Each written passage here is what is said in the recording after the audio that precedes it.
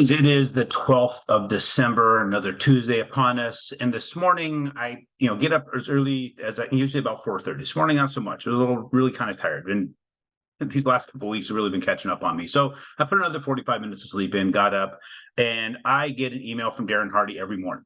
He calls it his Darren Day, a little message for you to get yourself started. And it talked about a guy who was facing his mortality and the choices he had to make in life. And I don't know if you guys ever been in that path, have ever been in a situation where you don't know if you're going to live another damn day. I've been blessed to have that. I've been blessed to take those beatings in life. And it's a pretty defining moment. The important things that were important the day before that, and the things that are important the day after that changed dramatically. And some of the stuff that used to really piss you off disappears really quick. And I started to develop a thought process after all this that something I say a lot. You might hear me if you ever talk to me very often. I love to say there's a lot worse things that could happen, right? Or there's worse things in life. I have to look at life that way, because if I get all riled up about the littlest thing, I let a side take over that pushes my emotions, my attitude, and everything to where I get pretty blind to what's happening. A person starts creating a narrative in their mind about what's happening in their world, right? They start to come up with reasons why things are happening and start pointing those reasons at other people and start blaming other people for what's happening. When in reality, that's just freaking life. And what a person needs to do is suck it the hell up, right? And find a way to, be kind, to be compassionate, be one of those type of people that find the best in others, even in the worst of circumstances, because it'll be just better for you in the long run. If you're one of those type of people get pissed about the smallest thing, and then you come up with excuses why other people are creating that for you instead of yourself, you don't have any control. You are literally a weak-ass individual that allows everything else to push you around. You have zero strength because you can't even control you. Until you can control you and your attitude and your bullshit, you're a weak-ass person, 100%. In fact, I want to get into weak-ass people. Look at the stuff that's getting pushed around in the world today. Start considering all the rules that are being pushed on us, the changes, all the stuff that's being forced upon everybody else by the backdoor deal-making beta male bastards out there. Pretty frustrating what we got. But you got to keep yourself calm, think, do what you think is going to work right for you guys. So I've mentioned before, if you haven't, you should go to your Instagram, subscribe to Unusual Whales. There's a lot of good information out there, and something I want to share with you guys that might be good data to know. I was looking at this site, or at least this page, whatever you want to call them.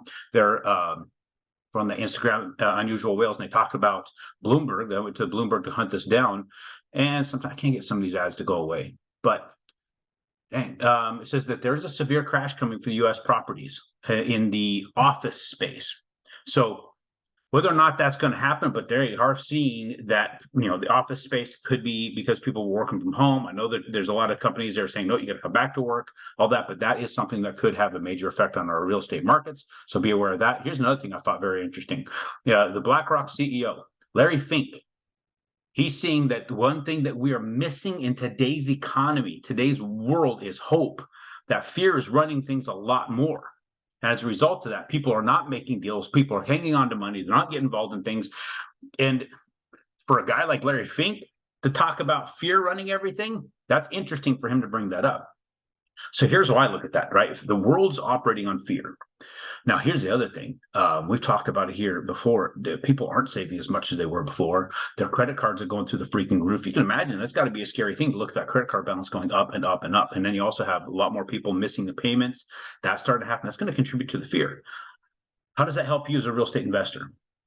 We know Larry Fink runs BlackRock. We know the guys over there at Vanguard, State Street, and Jeff Bezos over at Amazon create a hedge fund as well, that they are buying single-family real estate. The rest of the world's getting scared of this. You should get confident about buying single-family real estate. We know what's happening in the commercial real estate world, especially office space, just from what we saw there on Bloomberg. Larry Fink saying everybody's scared and not making moves. They're trying to hang on to money. Money's losing value. We'll get into that here in a second, continuing to lose value. So because of all that, we should probably be looking really, really, really hard at what you're doing with your investments. And are you buying those single family houses? If we look at today, core CPI came out. We had this CPI came out, right? And there was a forecast of a 0.1% increase. We actually had a jump. Let's see, that one stayed the same. Core CPI, though, jumped up 0.1%. It was forecast at 0.2, came in at 0.3. That had an effect. Our markets opened a little bit stronger this morning. I'll share you with those. They receded a little bit, but it did give a little punch in the arm to the MBSs. Things jumped up above where they started. So opened here, went up, came back down, touched some support. This is support that we have put in place. We've shown this from the board. This is old support actually from way back here, where it's bounced off of that and became resistance at one time. As you see, it became resistance. We bounced through it, now support again. So we're in this trading range between here and this 99.83. That's our next trading range. Hopefully we stay flat on that. One of the things that's going to help us is the fact that the CPI went up, meaning inflation went up, meaning cost of goods and services went up, means the dollar is getting devalued. So when you're seeing inflation go up, people are buying bonds, long-term instruments, especially like mortgages, it can hurt just a little bit. I'm surprised that we even held that position with the CPI going up, right? Inflation pressures. So inflation is the enemy of bonds. We don't want it to go up. We want it to go down. But this might prevent the Fed from dropping the rates. If the Fed doesn't drop the rates, that could have some other impact. So what that does for me is tells me we may see some higher interest rates. This may be the spot where we keep that ceiling there and won't be able to press past that. Kind of hard to say how it's going to work out. I don't know we're going to get much better. I hope we get a little bit better. The inflation has to decline for us to get better. I think at this point, we have enough for at least a pause. So we've got to stop this run of improved interest rates with the MBS is going up. They could turn around on us. There could be some other news later, but that's what we see right now today. So questions for us, anything you need from us, reach out to me, aaron.chapman.com. You can always text me. 602-291-3357. I'll have Bree set us up on a call or a key team member so we can help you get going on your business. Remember, like I've said before, if you're ever considering paying cash on real estate, talk to me before you do. Because if you want to refinance, pull the cash back out of it, we need to get you set up in advance of that. You got to get qualified in advance of that. Never, ever just go pay cash, then come back to me and say, hey, what can we do? We want to get you set up in advance.